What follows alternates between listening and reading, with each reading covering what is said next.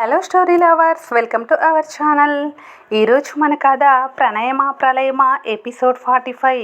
మీ అందరి మనసుకి ఎంతగానో నచ్చే ఈ కథని ఈషా అద్వైత గారు మనకు అందించారండి. ఈ స్టోరీని నేను అద్వైత గారి పర్మిషన్తోనే మీ అందరికీ చదివి వినిపిస్తున్నాను.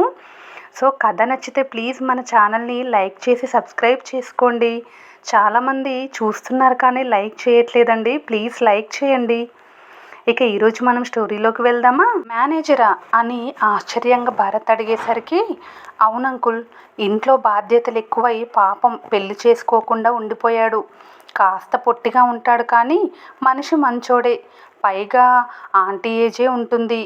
ఎప్పుడో ఆంటీని చూశాడట. పాపం యుక్త మదర్ అని తెలియక పెళ్లి కాలేదనుకొని ఆవిడతో పెళ్లి చేయమని నన్నే వచ్చి అడిగాడు. ఆ తర్వాత యుక్త మదర్ అని తెలిసి డ్రాప్ అయిపోయాడు. బాగా ఆలోచించిన నేను వాళ్ళిద్దరిని పేరు చేస్తే ఎలా ఉంటుందా అని యుక్తని అడిగితే తను కూడా సరే అంది. ఇక ఆంటీని త్వరగా ఒప్పించేసి ఆవిడకి పెళ్లి చేసేసి మేము కూడా పెళ్లి చేసేసుకుంటే మా లైఫ్కి హ్యాపీ కార్డు పడిపోతుంది అని జై చెప్పేసరికి, ఈ విషయాలన్నీ మీ తాతయ్యకి తెలిస్తే చాలా గొడవ చేస్తారేమో అని భరత్ అనేసరికి, ఆయనకు తెలిసినప్పుడు చూద్దాం, అయినా తెలియకుండా మధ్యలో బ్రిడ్జ్లో నేనుంటానుగా, ఇంకెలా తెలుస్తుంది అని జై అంటాడు. అంటూ, మీరేంటి ఆంటీకి పెళ్లి చేయటం ఇష్టం లేనట్టు మాట్లాడుతున్నారు? మీ ఆలోచన కూడా మా తాతయ్యలాగే ఉందా? అప్డేట్ అవ్వండి అంకుల్ అని జై అనేసరికి భరత్కి అసలు ఏం అర్థం కాక కన్ఫ్యూజన్లో ఉండిపోతే అతన్ని అలాగే వదిలేసి సంయుక్తని తీసుకొని వెళ్ళిపోతాడు జై. బుజ్జి, ట్యాబ్లెట్స్ వేసుకోవాలి, వెళ్దాం పదరా అంటూ రిషిని తీసుకొని మరో సైడ్కి వెళ్ళిపోతాడు కౌశల్. కాస్త దూరం వెళ్ళాక అప్పటి వరకు ఆపుకున్న నవ్వుకి స్వేచ్ఛనిచ్చి పగలబడి నవ్వుతుంది రిషిక. జామ చెట్టు కింద నిలబడ్డ కౌశల్ నిదానంగా ఆ చెట్టుకు ఆనుకొని ఆమె నవ్వునే మురిపంగా చూస్తూ ఉంటాడు. కాసేపటికి రిషిక నవ్వుని కంట్రోల్ చేసుకొని, నిజంగా జైబావ చాలా స్పాంటేనియస్, పాపం భరత్ అంకుల్ అంటూ తన దగ్గరలో లేని కౌశల్ కోసం కుడి చేతిని గాల్లో ఆడిస్తూ ఉంటుంది. నేను ఇక్కడే ఉన్నాను అంటూ ఆమె చేతిని పట్టుకొని క్లీన్గా ఉన్న ప్లేస్లో తను కూర్చుంటూ ఆమెను తన పక్కన కూర్చోబెట్టుకుంటాడు కౌశల్. ఇంతలా నా లైఫ్లో ఎప్పుడూ నవ్వలేదు తెలుసా. ఖచ్చితంగా అంకులు ఓపెన్ అయిపోతారని ఆమె నమ్మకంగా అంటుంటే, మంచిదేగా అంటాడు ఆమె చేతికి జామకాయను అందిస్తూ కౌశల్. కాసేపటికి తన చేతిలో ఉన్న ఫ్రూట్ని కనిపెట్టి, మనం జామ చెట్టు కింద కూర్చున్నామా అని ఎగ్జైటింగ్గా అడుగుతుంది రిషిక. అవును, ఇక్కడ సపోటా స్మెల్ కూడా వస్తుంది. ఇంకేం ట్రీస్ ఉన్నాయి అని రిషిక అడిగేసరికి, ఈత పళ్ళు, నేరేడు పళ్ళు, తాటి చెట్లు, కొబ్బరి చెట్లు, సపోటా, మామిడిలో 6 వెరైటీస్, అనాస, పనాస, జామ చెట్లు, ఇంకా కాస్త లెఫ్ట్కి టర్న్ తీసుకుంటే అరటి తోట, పొలం గట్ల వైపు వెళ్తే ఉసిరి చెట్లు కూడా ఉంటాయి అని కౌశల్ చెప్తూ ఉంటే, వావ్, నువ్వు చెప్తుంటే చాలా థ్రిల్లింగ్గా ఉంది. అన్ని ఫ్రూట్స్ ఇక్కడే ఉన్నాయా అని రిషిక అడిగేసరికి, అన్నీ కాదు, రెగ్యులర్గా తినే వాటిల్లో చాలా వరకు ఉన్నాయి. ద్రాక్ష పాదులు కూడా పెట్టారు, అవి ఇంకా చిన్నవే. ఈ చెట్లన్నీ మా చిన్నప్పుడు జై నేను కలిసి నాటాము. మేము ఎదిగేసరికి కాయలు కూడా వచ్చేసాయి. ఇంటి వెనకాల గార్డెన్ కూడా ఉంటుంది. అక్కడ చాలా వరకు ప్లాంట్స్లోని అన్ని వెరైటీస్ ఉంటాయి. ఆ గార్డెన్ బాధ్యత అంతా హైమాదే. తనకి గార్డెనింగ్ అంటే ఇష్టం. అతను చెప్పేది ఇంట్రెస్టింగ్గా వింటూ సన్నగా వినిపిస్తున్న నీళ్ళ చప్పుడికి, ఇక్కడ వాటర్ ఫాల్ ఏదైనా ఉందా అని ఆశ్చర్యంగా అడుగుతుంది రిషిక. వాటర్ ఫాల్ కాదు, పిల్ల కాలువ ఉంది.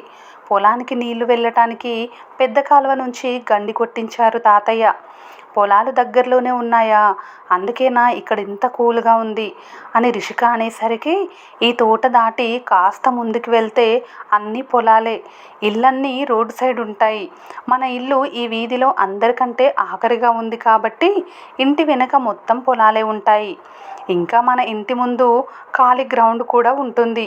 ఈ స్థలం మొత్తం తాతయ్య గారిదట అని కౌశల్ చెప్పేసరికి అమ్మో మీరు చాలా రిచ్ అని అంటుంది రిషిక.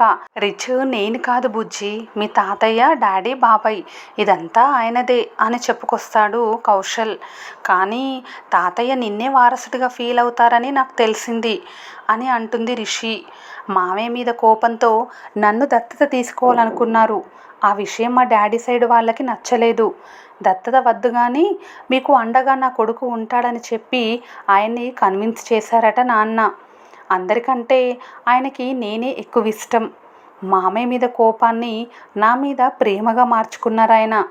నేను ఎదిగే కొద్దీ ఎమోషనల్గా నాకు చాలా కనెక్ట్ అయ్యారు. జై అంటే కూడా ఇష్టమే, కానీ నేనంటే ఇంకాస్త ఎక్కువ ఇష్టం. నా స్కూలింగ్ మొత్తం ఈ ఊర్లోనే గడిచింది. 10th తర్వాత నేను అనంతపూర్ వెళ్ళిపోయాను. నా ఇంటర్ అక్కడే జరిగింది. నెక్స్ట్ ఇంకా హైదరాబాద్కి వెళ్తే జై నా వెనకే వచ్చేసాడు. ఇద్దరం రూమ్ తీసుకొని ఉండేవాళ్ళం. మాకు ఫుడ్ ప్రాబ్లం రాకుండా కమలాక్షి నానమ్మ మాతో ఉండేది. అప్పుడప్పుడు అమ్మ పిన్ని వచ్చేవాళ్ళు.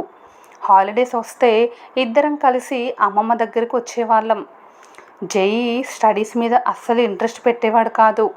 వాడిని ఇంటర్ నుంచి నాతో పెట్టుకొని చదివించటం వల్ల వాడి బీటెక్ సగం నేనే చదవాల్సి వచ్చిందని కౌశల్ నవ్వేసరికి వాళ్ళందరి మధ్యలో ఉన్న బాండింగ్ని అంచనా వేస్తూ డాడీ మాత్రమే అందరికీ దూరం అయ్యారని బాధగా అనుకుంటుంది రిషిక. సగం తిన్న జామకాయని చేతిలో పెట్టుకొని ఆలోచిస్తున్న ఆమె చేతిలోని జామకాయ తీసుకుంటూ నచ్చలేదా అని సౌమ్యంగా అడుగుతాడు కౌశల్. అదేం లేదు, బాగుంది, చాలా తీయగా ఉంది, కింద పడేశానా అని ఆమె వెతకడానికి ప్రయత్నించేలోపు మరో కాయ ఆమె చేతికిచ్చి అది నేను తినేశాను అంటాడు కౌశల్. ప్రతిసారి నా ఎంగిలి తినటం కరెక్ట్ కాదు అని రిషి అనేసరికి అయితే కొత్త ఎంగిలి టేస్ట్ చూపించు, తినను అని అంటాడు కౌశల్. మరో ఫ్రూటా అని అనేసరికి హా అంటాడు కౌశల్. జామకాయ అయినా మామిడైనా ఒకటే అని అనేసరికి అవి ఒకటేనేమో, బట్ చెర్రీస్ కాదుగా అని అంటాడు కౌశల్. ఇక్కడ చెర్రీస్ ఉన్నాయా అని అనుమానంగా అడుగుతుంది రిషి. హా ఉన్నాయి, రెడ్ జ్యూసీ చెర్రీస్ అంటూ ఆమెకు దగ్గరగా జరిగి హస్కీగా చెప్తాడు. ఓయ్ ఏంటి సడన్గా నీ వాయిస్ చేంజ్ అయింది అంటూ అప్పటికే విషయం అర్థమవటంతో తడబడుతుంది రిషిక. ఏం చేంజ్ తెలిసిందని అడుగుతూ తల తిప్పి చుట్టూ చూస్తాడు కౌశల్. టైం 11 దాటినా ఎండకు చుట్టుపక్కల పిట్ట కూడా లేక నిశ్శబ్దంగా ఆ ప్రదేశంలో తమ ఏకాంతానికి రివ్వున వీస్తున్న గాలి, పారుతున్న కాలువలో తుల్లే చేప పిల్లలే సాక్ష్యంగా నిలుస్తాయి. సమ్ రొమాన్స్ అంటూ తడబడుతుంది రిషిక. ఏంటి రొమాన్స్ కావాలా? అతడిలో కొత్త అల్లరి నీ వాయిస్లో వినిపిస్తుంది అంటున్నానని చెప్తూ కళ్ళు చిన్నవి చేస్తుంది రిషిక. ఒక్కసారిగా ఆమెని ఎత్తి ఒడిలో కూర్చోపెట్టుకొని వినిపిస్తే కావాలని అర్థం చేసుకోకుండా అర్థం కానట్టు నటిస్తావు ఎందుకని చిరుకోపంగా అడుగుతాడు కౌశల్. అడుగుతూ ఆమె కింద పెదవిని సున్నితంగా లాగుతాడు. అతడి చొరవ ఓవైపు టెన్షన్ పుట్టిస్తుంటే మరోవైపు అంతే నచ్చుతోంది రిషికకి. నా భర్తే అన్న అధికారం అతడు నాకే సొంతమని తెలియచేస్తుంటే ఒంటి మీదకొచ్చిన వయసు కొత్త కాంక్షను కలిగిస్తోంది.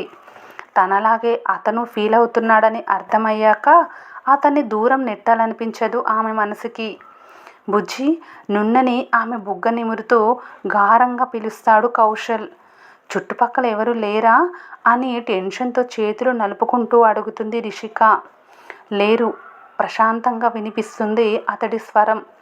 ఇప్పుడు లేకపోయినా తర్వాత వస్తారు కదా, ఎవరైనా చూస్తే బాగోదు అని అంటుంది రిషిక. ఓ చూడకపోతే ఓకే అన్నట్టు ఉంది నీ ఫేస్లో కనిపిస్తున్న ఫీలింగ్ అని కౌశల్ అనేసరికి ఏమో నాకు కనిపించదు కదా అని ఇన్నోసెంట్గా అంటుంది రిషి. బుజ్జి ప్రతిసారి నువ్వు రవితేజ డైలాగ్ చెప్పాల్సిన అవసరం లేదని కౌశల్ అల్లరిగా నవ్వేసరికి అలకగా ముడుచుకుంటుంది ఆమె మూతి. బుజ్జి అని కౌశల్ పిలిచేసరికి హా అంటూ ఆమెలో కనిపిస్తున్న తడబాటుని ఇష్టంగా చూస్తూ హగ్ చేసుకోనా అని చాలా స్లోగా అడుగుతాడు కౌశల్. హగ్గే కదా అని టెన్షన్ తగ్గించుకుంటూ ఓకే అంటుంది.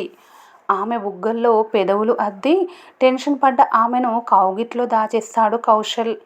ఇంకా తన బుగ్గల్లో నాట్యమాడుతున్న అతడి గరుకు మీసాల స్పర్శకు ఆమె అరికాళ్ళల్లో గిలిగింతలు మొదలై తను అంతా ఉక్కిరిబిక్కిరవుతుంది.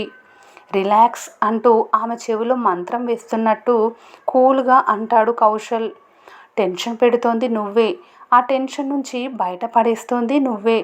నా హార్ట్ బీట్ ఎంత ఫాస్ట్గా రైజ్ అవుతుందో నీకు తెలుస్తోందా అని రిషి అడిగేసరికి, లేదు నార్మల్గానే ఉంది, ఆ విషయం నీ బాడీ నుంచి వస్తున్న వైబ్రేషన్స్కి నాకు క్లియర్గా అర్థమవుతోంది అని కౌశల్ అనేసరికి, అమ్మో నువ్వు చాలా డేంజర్ అని అంటుంది రిషి. చాలా త్వరగానే నన్ను మాయ చేస్తున్నావు, ఇంకాసేపు నీతో ఉంటే నేనే అడ్వాన్స్ అయ్యేలా ఉన్నానని చిరుకోపంగా చెప్పి అతని ఒడిలోంచి లేస్తుంది రిషి. హే జాగ్రత్త అంటూ ఆమె చేతిని పట్టుకొని కాల్వగట్టు దగ్గరికి తీసుకువెళ్తాడు కౌశల్. ఎక్కడికి తీసుకెళ్తున్నావు అని రిషి అడిగితే, కాల్వ దగ్గరికి అంటూ గట్టు మీద ఆమెను కూర్చోపెట్టి ఆమె కాళ్ళని నీళ్ళలో పెడతాడు. ఎండకు పడుతున్న చెమటలకి ఆ చల్లని స్పర్శ నచ్చి నీళ్ళల్లో తన కాళ్ళని ఆడిస్తూ తుళ్ళే చేపపిల్ల తానవుతుంది రిషి. పడిపోను కదా అని రిషి అడిగేసరికి, పడినా ఏం కాదు, అది పిల్ల కాలువ, సింపుల్గా చెప్పాలంటే పిల్లలాడే కాలువ అని అంటాడు కౌశల్. స్విమ్ చేద్దామా అని ఉత్సాహంగా అడుగుతుంది రిషి. ఆ నీళ్ళల్లో నీ మోకాలు కూడా తడవదు పాప అని కౌశల్ అనేసరికి, అయితే పెద్ద కాలువ దగ్గరికి తీసుకెళ్ళు, నాకు స్విమ్ చేయాలని ఉంది అని అంటుంది రిషి. నీకు స్విమ్మింగ్ వచ్చా అని ఆశ్చర్యంగా అడుగుతాడు కౌశల్ ఆమె పక్కన కూర్చుంటూ. రాదు, కానీ నువ్వు నేర్పించు అని కౌశల్ అనేసరికి, నాకు కూడా రాదు అంటాడు కౌశల్. ఓయ్ అబద్ధం చెప్పకు, ఇక్కడే పెరిగావంటే ఖచ్చితంగా నీకు వచ్చే ఉంటుంది, ప్లీజ్ ప్లీజ్ ప్లీజ్ తీసుకెళ్ళవా మై పతి పరమేశ్వర్ అంటూ బతిమిలాడుకుంటుంది రిషిక. ఆమె గారానికి మనసారా నవ్వుకొని సరే అంటాడు కౌశల్. పద వెళ్దాం, కానీ ఇప్పుడు కాదు అని అంటే, మరెప్పుడు అని ఉక్రోషంగా అడుగుతుంది. నన్ను ఇంప్రెస్ చేస్తే తీసుకెళ్తా, కాలువ కాదు డైరెక్ట్గా గోదావరి ఒడ్డుకు తీసుకువెళ్తా, నువ్వు ఇప్పటి వరకు చూడని కొత్త నేచర్ని నీకు పరిచయం చేస్తాను అని అంటాడు కౌశల్. ఇక ఇటువైపు సంయుక్త జై విషయానికి వస్తే, ఆలోచిస్తారంటావా అని జై పక్కన కూర్చుంటూ అడుగుతుంది సంయుక్త. ఖచ్చితంగా అంటాడు జై. అంత కరెక్ట్గా ఎలా గెస్ చేయగలవు అని అడుగుతుంది సంయుక్త. ఆంటీ గురించి చెప్తున్న టైంలో అంకుల్ ఫేస్లో ఎక్స్ప్రెషన్స్ గమనించావా, ఎంత టెన్షన్ పడ్డారో. ఆ టెన్షన్ ఆయన్ని ఎక్కువసేపు కంట్రోల్లో ఉండనివ్వదు, ఖచ్చితంగా ఓపెన్ అయిపోతారు, ఐ బెట్ యూ అని జై అనేసరికి, ఆయన ఓపెన్ అయితే సగం ప్రాబ్లం తీరినట్టే, నెక్స్ట్ అమ్మను ఒప్పించాలి, ఆ తర్వాత వీళ్ళిద్దరికీ నాన్న నుంచి ప్రాబ్లం రాకుండా చూడాలి అంటుంది యుక్త. ఇదంతా చాలా పెద్ద ప్రాసెస్ రా, అసలు ప్రజెంట్ మీ నాన్న ఎక్కడున్నాడు అని జై అడిగేసరికి, ఏమో తెలీదు, అప్పుడప్పుడు మేము ఎలా ఉన్నామని చెక్ చేయడానికి వస్తూ ఉంటాడు, అనుమానం ఎక్కువ ఆయనకి, అమ్మ ఆయన్ని ఎదిరించలేదు, వచ్చినప్పుడు ఆంటీని నిన్ను టార్చర్ చేస్తాడా అని సందేహంగా అడుగుతాడు జై. తర్వాత భాగం రేపటి ఎపిసోడ్లో చూద్దాము. ఫ్రెండ్స్, ఈ కథ మీకు నచ్చినట్టయితే ప్లీజ్ మన ఛానల్ని లైక్ చేసి సబ్స్క్రైబ్ చేసుకోండి. ప్లీజ్ చూస్తున్నారు కానీ లైక్ చేయట్లేదు, మీరు లైక్ చేయటం వల్ల స్టోరీ మరికొంతమందికి రీచ్ అవుతుందండి. Thank you so much for watching my videos అండి.